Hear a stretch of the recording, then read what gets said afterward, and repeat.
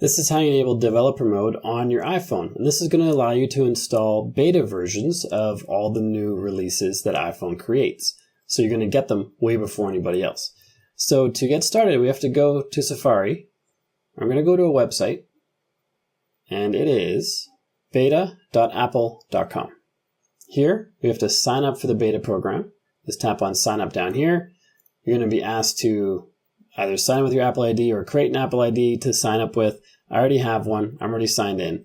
So once you sign in there, you'll be able to go into the settings of your iPhone and then go to the main settings page, go to general, go to software update. It's going to check for any updates that are available. And here we have beta updates currently turned off. First, I want you to note the name of this update, iOS 26.4.1. Now, if I go to beta updates off and I turn it on, and then go back, we now have iOS 26.5 beta, which I can update to if I want. The other one is gone. We can't do that one anymore because now we're on developer mode, so we're getting all the beta updates. If you want to go back to regular mode, just turn this off again, go back out, and now we have the regular updates.